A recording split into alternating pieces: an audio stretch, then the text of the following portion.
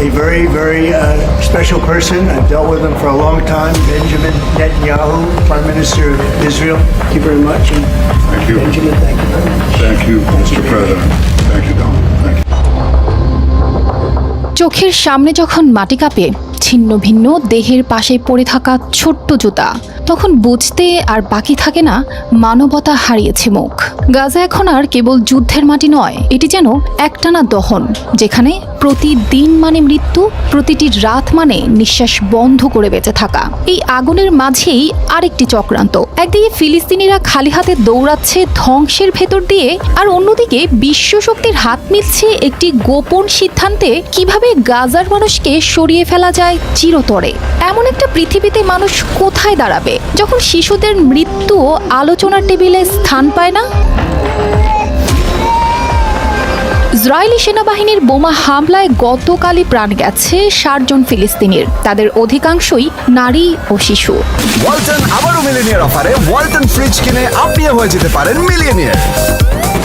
২০২৩ সালের ৭ অক্টোবর থেকে শুরু হওয়া এই হামলায় প্রাণ গেছে ৫০,৭০০ জনেরও বেশি, আহত ১,১৫,০০০-এরও বেশি মানুষ। বাস্তব চিত্রটা বোঝা যায় যখন শোনা যায় গাজার অর্ধেক এলাকা এখন ইসরায়েলের দখলে। ১৮ই মার্চ যুদ্ধবিরতির পর আবার শুরু হয় আগ্রাসন। সেই থেকে নতুন করে বাস্তুচ্যুত হয়েছেন আরও ৪ লাখেরও বেশি মানুষ। চোখের সামনে সব ভেঙে যাচ্ছে, ঘরবাড়ি ধুলোয় মিশে যাচ্ছে, কিন্তু তাদের সামনে কোনো বিকল্প নেই। প্রতিদিন ইসরায়েলি বাহিনী জানায় নতুন নতুন এলাকা ছেড়ে দিতে হবে, অথচ কোথায় যাবে তারা সে কথা কেউ বলে না। এমন এক প্রেক্ষাপটে হোয়াইট হাউসে হাজির হন ইসরায়েলের প্রধানমন্ত্রী বেনিয়ামিন নেতানিয়াহু। সেখানে মার্কিন প্রেসিডেন্ট ডোনাল্ড ট্রাম্পের সঙ্গে হয় গোপন আলোচনা। আল জাজিরার বরাত অনুযায়ী এই বৈঠকে তারা এমন কিছু দেশের তালিকা নিয়ে আলোচনা করেন যারা গাজার বাস্তুচ্যুত মানুষদের নিতে পারে। ওদিকে গাজার আকাশ জুড়ে তখনও ধোঁয়া। এই দৃশ্য যেন প্রতিদিনের এক পুনরাবৃত্তি।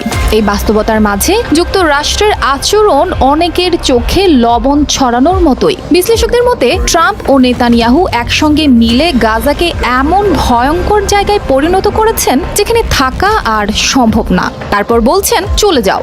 এটা কোনো স্বেচ্ছায় যাওয়া নয়, এটা জোর করে দেশ থেকে তাড়ানো। এটাকে পরিষ্কারভাবে এক ধরনের সহিংস জাতিগত নির্মূল বলে অভিহিত করা হয়েছে। যখন একটা জায়গা ধ্বংস করে দেওয়া হয় তখন মানুষ বাধ্য হয় চলে যেতে। এটা কোনো রাজনৈতিক সমাধান নয়, এটা চরম নিষ্ঠুরতা।